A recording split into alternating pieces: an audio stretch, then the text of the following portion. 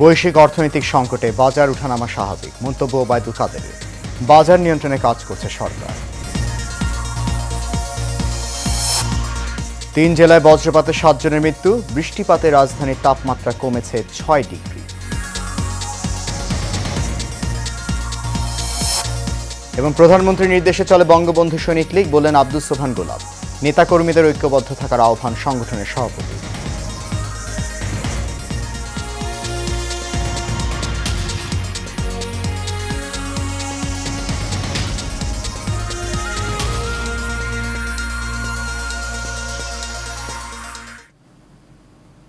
সবাইকে স্বাগত জানাচ্ছি এশিয়ান প্রাইম নিউজে। আপনাদের সাথে আছি আমি সৈয়দ মাহিউজ্জামান মুখর। শুনছেন বিআরবি কেবল ইন্ডাস্ট্রিজ লিমিটেড সংবাদ শিরোনাম। যাচ্ছি পুরো খবরে। বৈশ্বিক অর্থনৈতিক সংকটে বাজার ওঠানামা করবে, এটাই স্বাভাবিক বলে মন্তব্য করেছেন আওয়ামী লীগ সাধারণ সম্পাদক ওবায়দুল কাদের। তিনি বলেন, বাজার নিয়ন্ত্রণে কাজ করছে সরকার। এছাড়া দেশে গণতন্ত্রের কোনো ঘাটতি নেই জানিয়ে ওবায়দুল কাদের বলেন, বিএনপি সকল কর্মসূচি স্বাধীনভাবেই পালন করছে। আওয়ামী লীগ সভাপতি ধানমন্ডির রাজনৈতিক কার্যালয়ে এসব কথা বলেন তিনি। বিস্তারিত নূর মোহাম্মদ ভূঁইয়ার রিপোর্টে। আওয়ামী লীগ সভাপতি প্রধানমন্ত্রী শেখ হাসিনার ধানমন্ডির রাজনৈতিক কার্যালয়ে সমসাময়িক নানা বিষয় নিয়ে কথা বলেন আওয়ামী লীগ সাধারণ সম্পাদক ওবায়দুল কাদের। গণতন্ত্রের ঘাটতি কোথায়? সংসদ আছে, সংসদ চলছে। তিনি বলেন, দেশে কোনো গণতন্ত্রের ঘাটতি নেই। বিএনপি সহ সকল বিরোধী দল তাদের কর্মসূচি পালন করছে। বিএনপিও যখন যা করছে ফ্রি স্টাইল বক্তব্য দিচ্ছে, তারপর তারা আজকে একের পর এক সমাবেশও করে দিচ্ছে। নির্বাচন বয়কটের পর তাদের উপর দমন নিপীড়ন যেটাকে বলে, সেটা তো হয়নি। বৈশ্বিক অর্থনীতি মন্দার প্রভাব দেশের বাজারে পড়ছে জানিয়ে সেতুমন্ত্রী বলেন, বর্তমান পরিস্থিতিতে বাজার ওঠানামা করা স্বাভাবিক।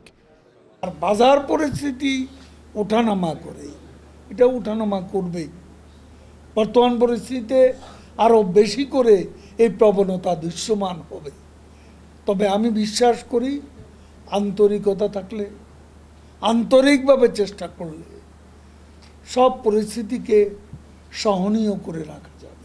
এ সময় কেন্দ্রীয় ব্যাংকে সাংবাদিকদের প্রবেশ নিষেধ প্রসঙ্গের প্রশ্নের জবাবও দেন আওয়ামী লীগ সাধারণ সম্পাদক। পৃথিবীর কোন দেশের সেন্ট্রাল ব্যাংকে ঢুকতে পারছে অবাধে? কোন দেশে?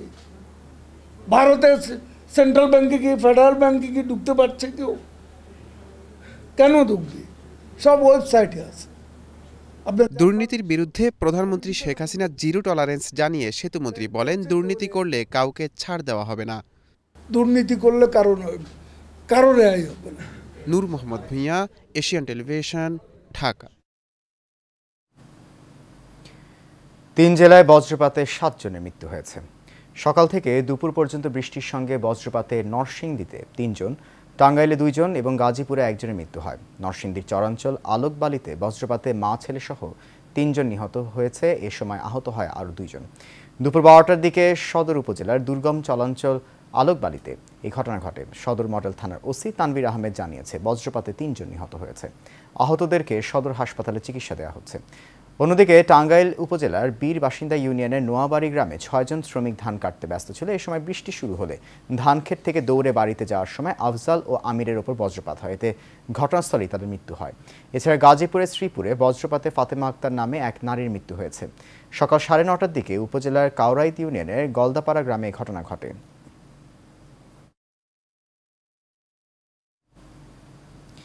গত 24 ঘন্টায় দেশে আবহাওয়ার ব্যাপক পরিবর্তন হয়েছে। বিভিন্ন এলাকায় বৃষ্টিপাত হয়েছে। অনেক এলাকায় সর্বোচ্চ তাপমাত্রা কমে কেটেছে তাপপ্রবাহ। এ সময় ঢাকার তাপমাত্রা কমেছে প্রায় 6 ডিগ্রি সেলসিয়াস।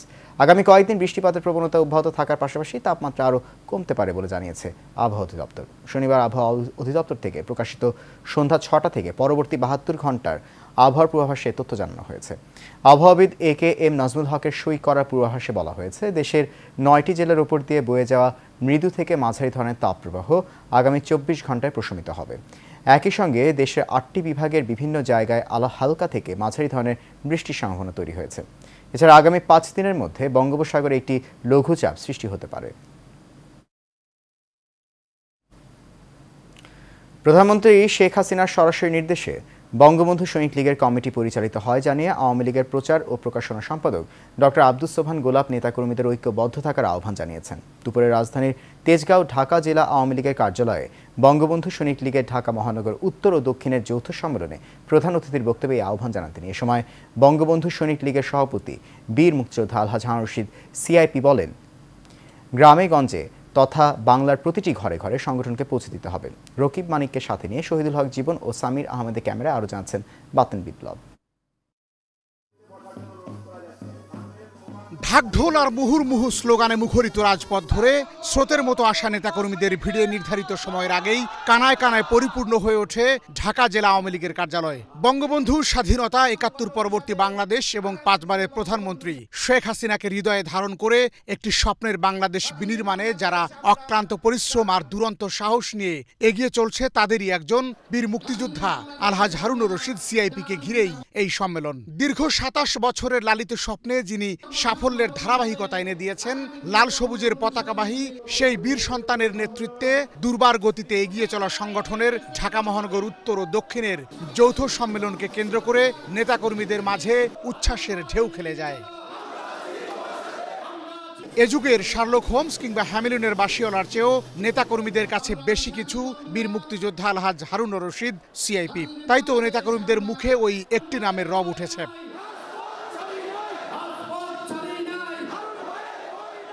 মহানগর নেতৃবৃন্দের পর কেন্দ্রীয় নেতাদের বক্তব্যের শুরুতেই আগমন ঘটে সম্মেলনের প্রধান অতিথি ডক্টর আব্দুস সোবহান গোলাপের। এ সময় ফুলেল শুভেচ্ছায় সিক্ত করার পাশাপাশি উত্তরীয় পরিয়ে বরণ করে নেন বীর মুক্তিযোদ্ধা আলহাজ হারুন রশিদ সিআইপি।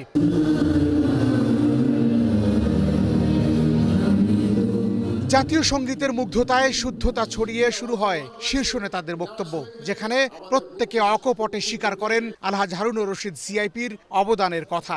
আমাদের প্রিয় নেতা আলহাজ হারুন রশিদ সিআইপি এবং এই মহামনের সম্মেলনটা হচ্ছে অত্যন্ত আড়ম্বরপূর্ণভাবে আলহাজ হারুন রশিদ সাহেবের বলিষ্ঠ নেতৃত্বে সারা বাংলাদেশে সুসংগঠিত হচ্ছে বঙ্গবন্ধু সৈনিক লীগ। ২৭ বছরের সম্মেলন আজকে এখানে অনুষ্ঠিত হতে যাচ্ছে। সম্মান ও মর্যাদার সহিত আজকে আমরা রাজনীতির আলোচনা করতে পারি, রাজনীতি করতে পারতেছি। অপশক্তির বিরুদ্ধে যারা এই বাংলাদেশের আমার স্বাধীনতাকে মানতে পারে নাই, যারা বঙ্গবন্ধুকে হত্যা করেছিল, ওই খুনি চক্রের বিরুদ্ধে আপনারা রুখে দাঁড়াবেন। আমরা কাঁধে কাঁধ মিলে এই বিএনপি জামাতের যে ষড়যন্ত্রের বিরুদ্ধে আমরা ঐক্যবদ্ধভাবে থাকব। নেতাকর্মীদের ভালোবাসায় অভিভূত হলেও দু একজনের বিভক্তির বিষয়টি তুলে ধরে বীর মুক্তিযোদ্ধা আলহাজ হারুন রশিদ সিআইপি বলেন, সারা দেশের নেতাকর্মীদের ঐক্যবদ্ধ করতে তিনি সম্মেলনের ব্যবস্থা করেছিলেন।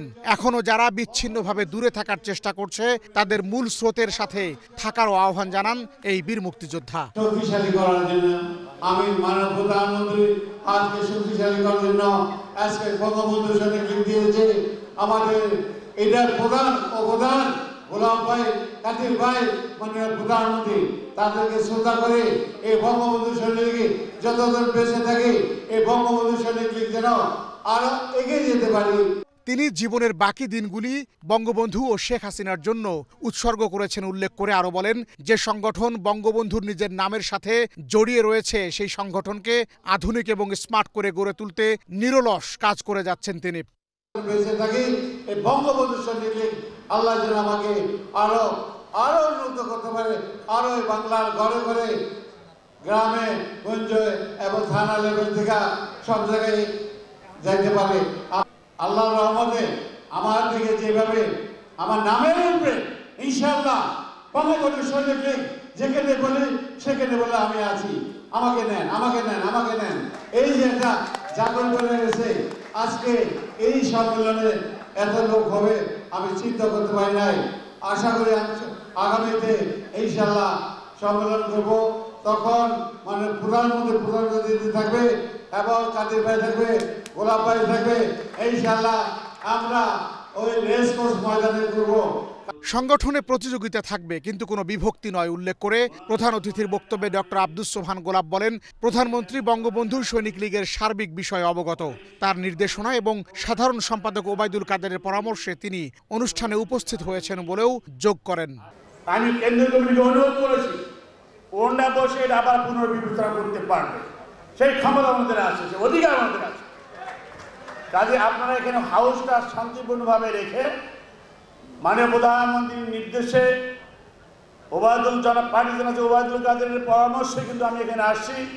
সংগঠনের সুনাম অক্ষুণ্ণ রেখে সবাইকে ঐক্যবদ্ধ থাকার আহ্বান জানিয়ে ঢাকা মহানগর উত্তর ও দক্ষিণের কমিটি ঘোষণা করেন ডক্টর আব্দুস সোবহান গোলাপ। সভাপতি ইঞ্জিনিয়ার A.K. মুজিবুর রহমান, জনাব অ্যাডভোকেট মোহাম্মদ আবুল বরকত সেলিয়াবাদ সহসভাপতি। তারপর আয়োজন সহসভাপতি দিয়েছে বর্তমান আহ্বায়ক কমিটির যুগ্ম আহ্বায়ক জনাব মোহাম্মদ আবুল হোসেন, সাবেক ছাত্রলীগ নেতা, রাজপথে লড়াকু সৈনিক জনাব রতন রায় চৌধুরী। সাধারণ সম্পাদক বর্তমান আহ্বায়ক কমিটির যুগ্ম আহ্বায়ক জনাব ইঞ্জিনিয়ার আব্দুল্লাহ আল মামুন। বঙ্গবন্ধু সৈনিক লীগ ঢাকা মহানগর দক্ষিণ কমিটি দক্ষিণ শাখা সভাপতি, বর্তমান যে আগের যে আহ্বায়ক কমিটি ছিল আহ্বায়ক কমিটির যুগ্ম আহ্বায়ক জনাব মোহাম্মদ মনিরুল ইসলাম বাহা সভাপতি। সহসভাপতি বর্তমান আহ্বায়ক কমিটির যুগ্ম আহ্বায়ক জনতা আমির মোহাম্মদ ইসমাইল হোসেন, জনতা জনাব মোহাম্মদ আবুল কালাম আজাদ সাধারণ সম্পাদক হিসাবে তার নাম ঘোষণা নির্বাচিত হয়েছে। কমিটি নিয়ে কারো কোনো প্রশ্ন থাকলে লিখিতভাবে তা জানানোর পরামর্শ দিয়েছেন ডক্টর আব্দুস সোবহান গোলাপ। আমি কেন্দ্রীয় কমিটিকে অনুরোধ করেছি ওনা বসে আবার পুনর্বিবেচনা করতে। বাতেন বিপ্লব, এশিয়ান টেলিভিশন, ঢাকা। প্রধানমন্ত্রী শেখ হাসিনার ৪১তম স্বদেশ প্রত্যাবর্তন দিবস উপলক্ষে কেন্দ্রীয়ভাবে আনন্দ র্যালি করেছে স্বেচ্ছাসেবক লীগ। বিকেলে রাজধানীর রমনা ইঞ্জিনিয়ার্স ইনস্টিটিউট থেকে র্যালিটি শুরু হয়ে শাহবাগ হয়ে ধানমন্ডি ৩-এ এসে শেষ হয়। র্যালির উদ্বোধন উপলক্ষে আয়োজিত অনুষ্ঠানে সংক্ষিপ্ত বক্তব্য দেন স্বেচ্ছাসেবক লীগের প্রতিষ্ঠাতা সভাপতি ঢাকা ৮ আসনের এমপি আফম বাহাউদ্দিন নাসিম। এ সময় স্বেচ্ছাসেবক লীগের কেন্দ্রীয় নেতারা সহ উত্তর দক্ষিণের নেতাকর্মীরা উপস্থিত ছিলেন। এবার HM-Steel চট্টগ্রাম প্রসঙ্গ। বঙ্গবন্ধু কন্যা শেখ হাসিনার স্বদেশ প্রত্যাবর্তন দিবস উপলক্ষে চট্টগ্রাম নগরীর কদম মোবারক এতিমখানায় বাংলাদেশ আওয়ামী লীগের ত্রাণ ও সমাজ কল্যাণ উপকমিটির উদ্যোগে সুবিধা বঞ্চিতদের মাঝে সুষম খাবার বিতরণ করা হয়েছে। এতে প্রধান অতিথি হিসেবে উপস্থিত ছিলেন পররাষ্ট্রমন্ত্রী ডক্টর হাসান মাহমুদ। আওয়ামী লীগের ত্রাণ ও সমাজ কল্যাণ সম্পাদক আমিনুল ইসলাম আমিনের সভাপতিত্বে এতে বিশেষ অতিথির বক্তব্য রাখেন চট্টগ্রাম মহানগর আওয়ামী লীগের সাধারণ সম্পাদক সাবেক মেয়র আজম নাসিরউদ্দিন, চট্টগ্রাম দক্ষিণ জেলা আওয়ামী লীগের সহসভাপতি শাহজাদা মহিউদ্দিন ও অন্যান্যরা। শেষ করব এশিয়ান প্রাইম নিউজ। তার আগে BRB কেবল ইন্ডাস্ট্রিজ লিমিটেড সংবাদ শিরোনামগুলো জানিয়ে দিচ্ছি আরও একবার।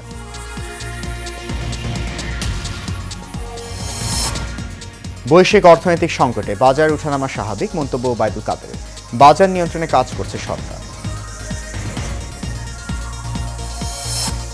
3 জেলায় বজ্রপাতে 7 জনের মৃত্যু, বৃষ্টিপাতে রাজধানীর তাপমাত্রা কমেছে 6 ডিগ্রি।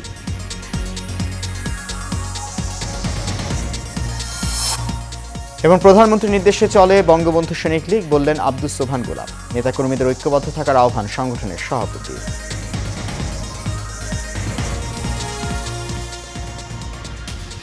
এশিয়ান প্রাইম নিউজ এ পর্যন্তই। আমাদের পরবর্তী আয়োজন দেখার আমন্ত্রণ রইল। এতক্ষণ সঙ্গে থাকার জন্য অনেক ধন্যবাদ সবাইকে। শুভরাত্রি।